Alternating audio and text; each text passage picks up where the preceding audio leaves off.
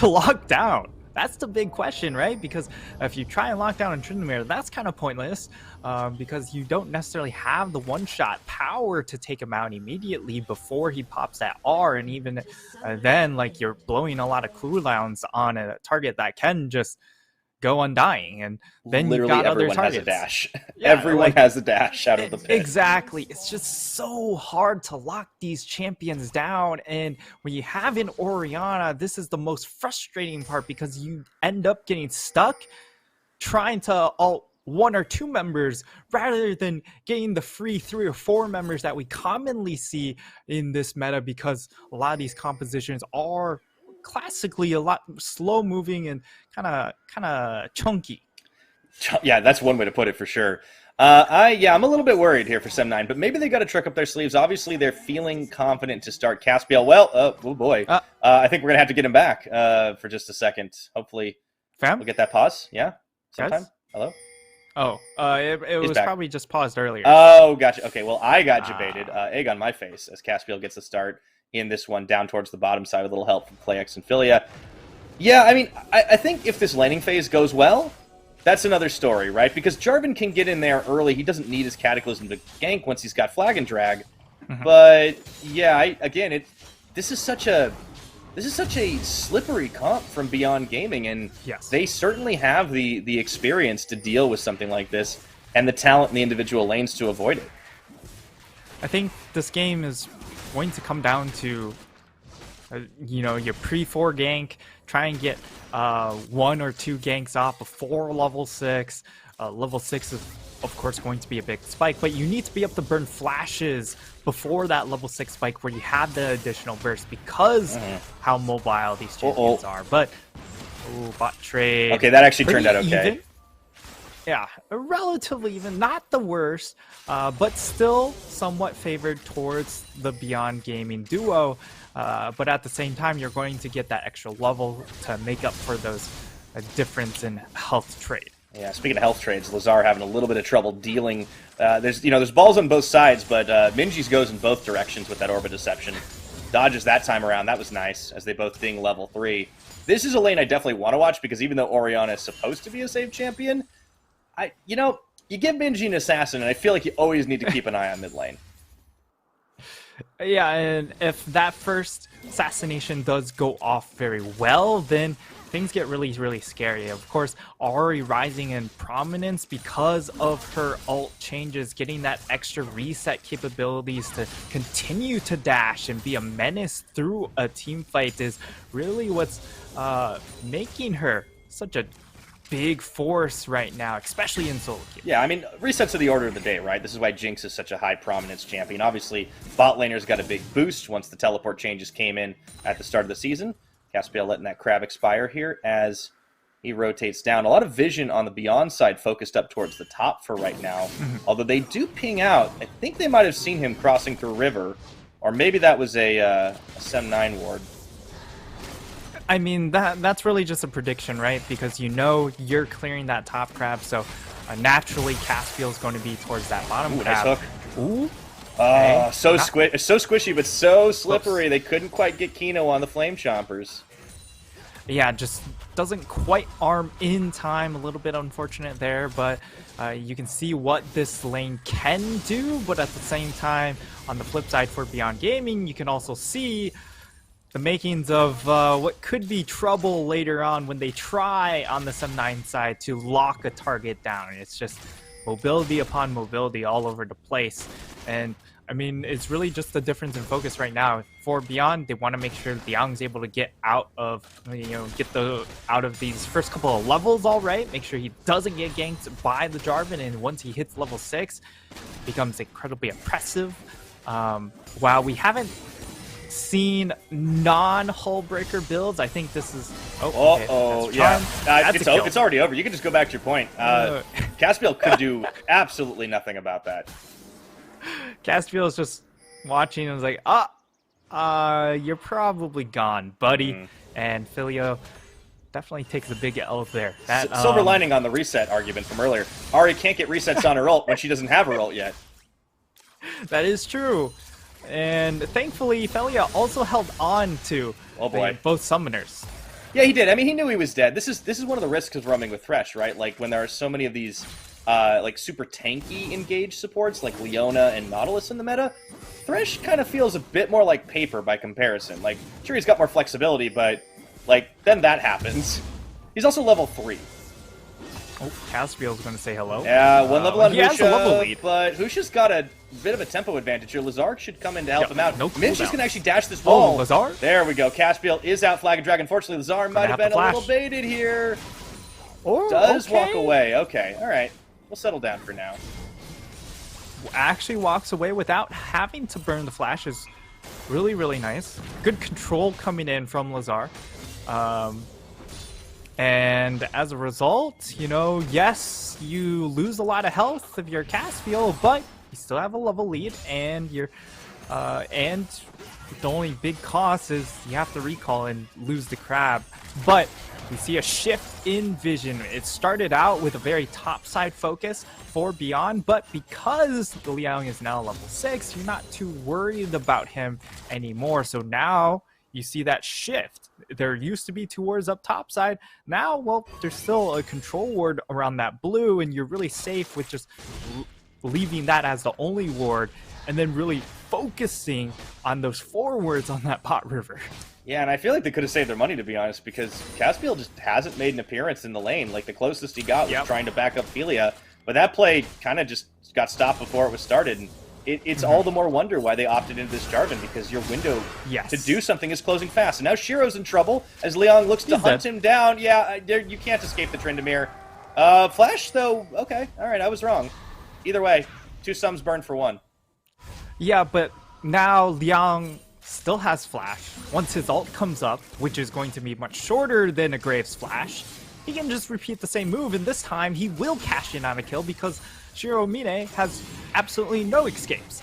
And yeah, just going back over to the Caspiel point you brought up, it is really baffling that they would go for an early Jarvan pick. Of course, at level 6, he brings a little bit of burst damage, but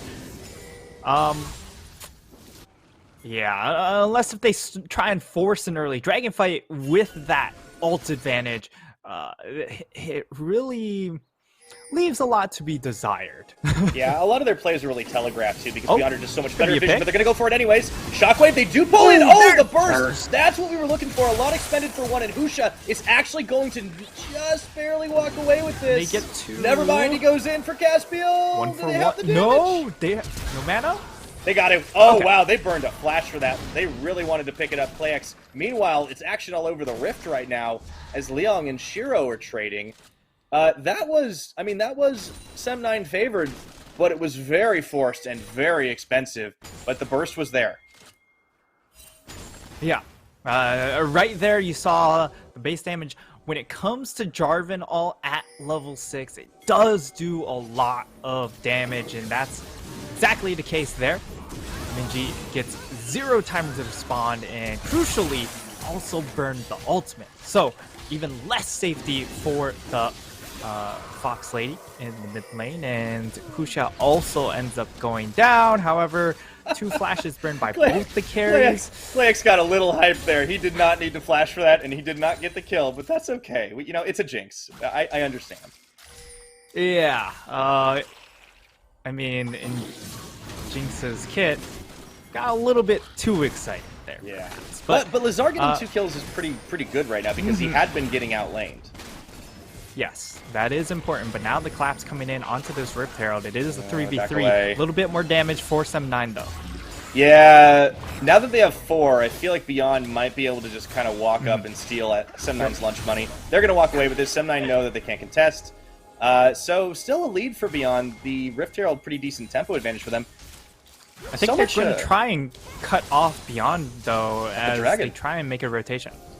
They got to be careful not to get caught in the choke. Yeah, this is interesting. A lot of teams, they will handshake, right? And in a lot of leagues, the prio is a lot higher on the Dragon side of the Rift. But I feel like it's a bit flipped in PCS. We've seen a lot of Rift Herald prioritization. A decent chunk of Rift Herald prioritization. And, I mean, with these 2 compositions, it feels a bit of a shame that there's no early dragon priority here. Yes, it's a Hextech Drake, I would say it's not a bad option, but Shiromine, I think he... Oh, okay, actually plays it quite well, able to dodge out, avoid a lot of the damage, and that's actually not a bad trade there. Well, this is, you know, what we're seeing here is the, you know, picture of history, right? Like, once guns were invented, Nightstar, swords became obsolete. A much more elegant weapon, obviously, for a more civilized age, but Shiro knows that he has superior firepower. As long as he doesn't get in melee range. Oh no! No, he's fine. He's got Ghost. It's okay. Yeah, you know what's the more terrifying thing? It's chickens. And, Chickens is... I mean, literally, it's... I love how that animation, that little emote, has not changed since the early days of League. I'll talk about that later, talk about how old I am. But looks like we got a big old gank onto Lazar, and he could not get onto the Lantern. And with some help from friends, Minji gets revenge. Yeah, a really nice pick off there, coming in from beyond. They're really indexing into that mid lane, try and get this Ahri freed up now. And that will just translate into a top dive. They'll throw down the Rift Herald. Nope. They spotted Caspiel. Like, yeah, it's not safe. It looks like they didn't want to over-index into this top lane play. But it does mean that getting shorter on time to capitalize on farming plates. And now they're actually going to turn their attention towards this drag, which has been up probably 5 minutes longer than what we usually would see in a typical game of League of Legends in this current meta. Might live a little longer than that, although SEM9 are going to back off from this one. Interesting, I think there was an opportunity there for Beyond to pop Shelly down mid, but they just opted for the safe, neutral objective, and it does seem like there's a little bit of a slower response on this Beyond side that maybe we could have expected coming into today. A very slow early game. Coming in from Beyond. Oh, wow. And now, okay, this is where they choose to fight. Yeah, gonna go for it over the blue buff, and now Caspiel gonna transfer it over before he can drag across the map. Meanwhile, SEM9 and the rest of them will limp away, but that was a questionable decision. Pyra, I'm not sure if blue buff is more important than Dragon, but Shiromine is... a dead man. Dead. Yeah, Leong actually going to walk away with that one. So this is where we start to see the Tryndamere really having fun. Despite being a little bit behind on the item game, should be able to buy it right back. And now Shelly charges down mid. Time for the plates. They only had a minute left anyways to try and get them. Lazar clears it away, but one big charge is something. And Beyond extend that gold lead to about 2,500 in this game. Yeah, and so that kill up in that top side on Shiromine, that was with Hullbreaker. So that was with the bonus defensive stats. As we get to see the replay here, I mean, Liang just chases him down. It's just what, well, I mean, this is he does. This is some diff right here. This is what this was all set up earlier on. I know he flashes anyways, and he still gets him. Yeah, I mean, it doesn't get better than that, and that's just kind of how the matchup goes. That's why we've seen a change in summoner spells as well, in just Graves running Ghost Exhaust sometimes, just because it gives you that extra dueling pressure, whereas Ghost Flash gives you a little bit more ability to play around in these 5v5s, but exclusively in that 1v1. You would like to have that exhaust, but now Liang is getting very close to either the Gale Force or, of course, the Kraken Slayer. We'll see which option he does go towards, although Gale Force has been, I would say, the more favored one as of late, because a lot of these players are favoring that extra mobility, whether it's AD carry or top lane tournament. for sure. And on the opposite side, of course, Waka would already complete the It's a party! Lazar, there we're gonna go! Once again, they just bait the Ahri, but Minji dashes away, and Caspiel can't quite finish it. He gets charmed right in, and they just collapse on. Will finally get that kill, but at what cost, Nightstar? Leong has shown up to the party. Chickens onto Lazar. There's the box in Philia. Well, he's gonna be put 6 feet under as soon as that stasis ends. Right back in, and Leong will bite it to the tower. Wow, that was a lot bloodier than I thought. Meanwhile, down bottom, Wako! Hello. Well, in, I mean, classic PCS fashion, the game's close until it just blows up. Yeah, pretty much. And that's exactly what happens there. Liang, I mean, viewers understand why I'm going what? Because Liang had ult for that exchange, ends up not using it, dies to the Orianna ball on the back end. But after, with all that mid lane action, we're going to see this bot lane happen here. ClayX eats a Q, okay, probably eats an ult. Recall. Yeah, I think this is where the true shot comes in. No, he didn't have it actually. ClayX tried to help the fight. All right, he actually ends up staying there, and Wako just takes matters into his own hands. He has just 50% more. Yeah, after that Q lands, then you're looking for lethal. It's very easy to find lethal there. Even kind of scuffs it just a little bit, but I mean, yeah, there's just a health difference. Now that right there is exactly why Beyond we're looking for Wako to replace Doggo. That was nice. That was a good play. Exactly. Like, it's certainly a different player, but the killer instinct is still there, and that's kind of what they lost with Doggo, is that killer instinct coming from the bot lane, and you don't see too many of those players in that bottom lane. Even, you would say, Unified, who is an excellent hyper carry. He doesn't always have that killer instinct the same way, and some of that is coming from the fact that he's a lot more experienced and realizes, hey, I can let the rest of my team kind of work its magic because he's been in PSG, right? He has been a little bit more fortunate, I would say, in his teams. Wako. Lazar. No, you dead. So long. Liang, it feels like Liang does not forgive or forget any slights in this game.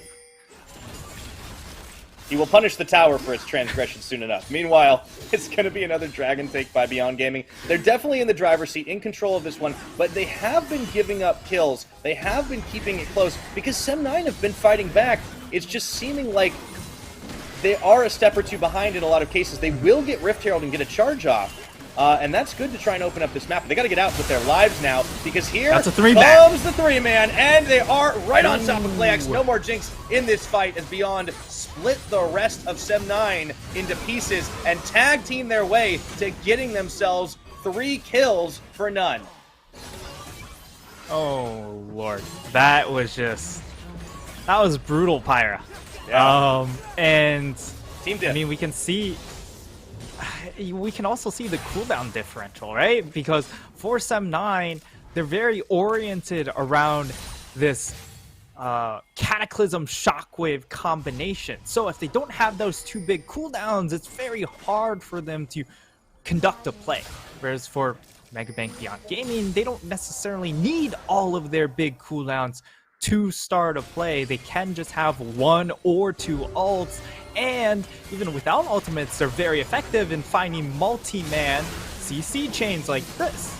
Yeah, that was brilliant by Kino, and this is kind of what we expect from this player. It set up so much. Meanwhile, Minji was being targeted, but he's so slippery. He's able to get away. Minji tag teams back in. You see the finisher. Husha, by the way, is going absolutely bonkers this game. And Shiro, yeah, there's that 1 second where he turns, and he's like, no. Just drops the spear and runs. Yeah, this game has definitely gone into the dumpster for SEM9. We'll see if they're able to find any picks, but again, it's composition. Lazar, he's gone. He did use the shockwave. I think he gets out of there. There we go. And that's the thing, right? Like, it's not just defensively. Even on the offense, they've been able to get, like, the shockwave dunk combo onto, like, maybe 1 or 2 people. And that's just because Beyond are so good at not being grouped up, at forcing the skirmishes. This comp does exactly what they want it to. And as you said, they can just use a couple of ultimates, whereas SEM9 are kind of forced into the Wombo combo if they want to get anything done. Yeah. Liang will just walk away with the red buff, and also looking to hunt down Shiramine. Shiro! I think he's a dead man. And he actually doesn't care about being hooked, but maybe he should now as he's running out of ultimate. And the rest of his team tags back in. Rocket goes wide from ClayX, but he's trying to keep the poke on. And Husha is just so darn tanky in that Crescent Guard. And they will not be able to get any kills in return for the life of Philia. Yeah.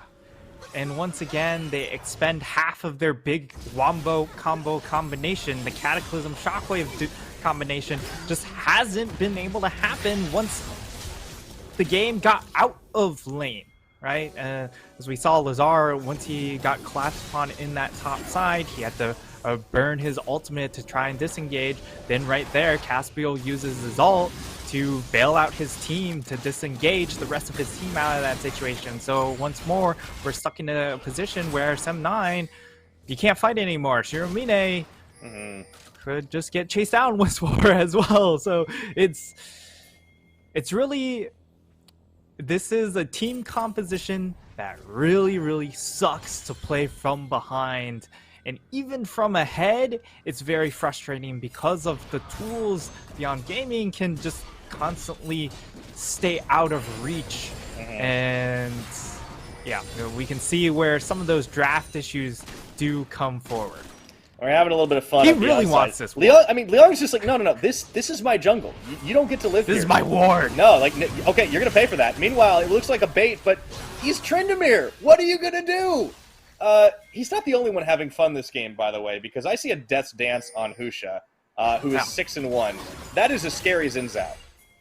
Yeah, and the big thing here, again, this is, of course, the changed Death's Dance here, so it has essentially replaced Steric's Gauge in a lot of these Bruiser build paths, and it's just such a much better item as well, giving him a damage reduction to both physical and magic damage, or delayed damage, I suppose.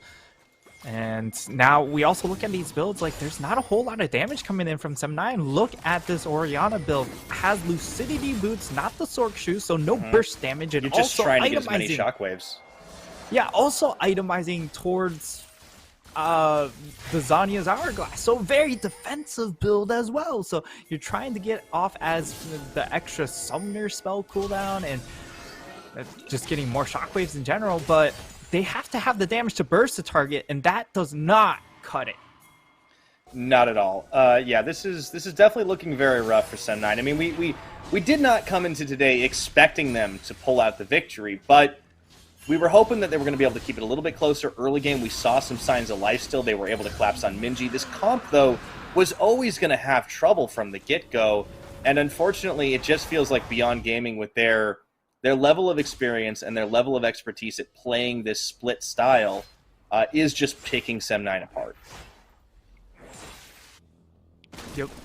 They're really just going to work now. Probably won't see anything too extravagant happen, at least as far as team fighting goes, until maybe that Baron. I mean, SEM9, they have to figure out when to draw the line. That's the big thing, right? Because you have the Hourglass, which is nice for an Orianna, but it's not a damage spike, so it doesn't even feel like, all right, we've got this item, now we can fight. It's still more of a, well, maybe the rapid fire gives us enough of an edge, but I feel like they have to wait for what is now going to be, of course, the completed Eclipse for the Graves, so maybe that gives a little bit of an edge, but at the same time, you probably need the Last Whisper item, but to wait for one more item, the game's probably done by then. Yeah, you're going to have to hold on for a bumpy ride here, right? Because there are comeback mechanics. You do have that Graves who can do a lot of damage. You also have Playax on Jinx, which is a big pop-off champion, the pop-off champion in the meta right now, but you need to wait for that scaling, and you need to not just die out in the middle of nowhere. Caspiel, he tries for the dunk. I think he might have been out. Meanwhile, Wako actually getting taken low, and the flash forward. There's the shutdown. Look for Kino now. Maybe they have the opportunity, but the cavalry is alive. He's getting stopped for a second. Pusha is massive, and Playax has nowhere to go. Never mind. The hope vanishes in the blink of an eye here, as though they got Wako. They will pay dearly with the rest of their lives. Philia and Shiro trying to dash and duck and dive and dip and dodge away. But only Shiromine will tell the tale of what went down in that jungle. Shiromine shows up late and says, all right, hello, friends. I will take my leave, as we're going to get a replay, but not exactly the finest look for Caspiel in his first appearance in the PCS, as throws out the flag, whiffs, and now he's stuck in a bad spot. I So feel like he just goes ahead and YOLOs it. Yeah, I mean, like, credit to him. He gets the dunk on Wako, I guess, and then it sets up PlayX for a big shutdown. Maybe they could have had Kino, There's just but too much dive. yeah, there's too much dive. The Shockwave, it's too hard to execute. PlayX is isolated. There's nowhere for him to go. Lazar does get to walk away. I misspoke a little earlier about only Shiro surviving. But you're right. Yeah, Like, I mean, he does get chased down here, I believe. yeah, I think he gets away, just barely. Oh, okay. But here's the thing, right? Like, you're right. Like, Shiro, totally on another page. He gets there. It's like that scene in Community, walking in the door with the pizza and like everything's on fire. Oh, it's just a disaster. We get to see the damage charts, and sure, there's damage being pumped out, but at the same time, how much of that is into a Tryndamere? Mm-hmm. You know, It doesn't and count. how much? I mean, how much of that is into a Xin that's ulted? So, I'm not sure if that's also taken into consideration with these damage numbers, but for sure, if it is, then that's a problem. Now Liang's on a flank. They are cut off. They are, but they did manage to push them aside. True Shot Barrage comes in. Meanwhile, now they're on the full retreat path and into the CC train. Oh no, turn off the cameras. It's too brutal to watch. Everything's going wrong here as SEM9 get absolutely deleted. Caspiel limps away. Wouldn't you know it, it's Baron time, Nightstar. I'm surprised it's taken them this long to try and go for a Baron play, because it is 26.5 minutes into the game. They have an insane advantage already, so it feels a little bit wild that they haven't gone and pulled the trigger on this objective sooner rather than later, or at least try and bait a fight. But once more, SEM9 make a play for this objective bounty, which is of course very nice to get a little bit of gold, but it is only 250 gold, so it's not all that much. And now they turn in attention towards the dragon or dragon area, and the chase is just on. And Kino once more, just he's been outstanding.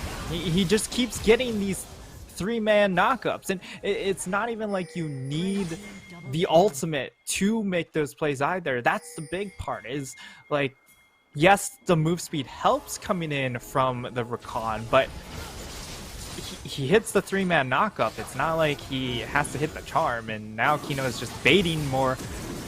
Oh, okay. Caspiel? Alright, he's, yeah, he's dead man. He's done with this game. Yeah, no, he oh, good lord. He had Thornmail, and it did not help. Meanwhile, Ophelia charmed and deleted by Wako and Husha.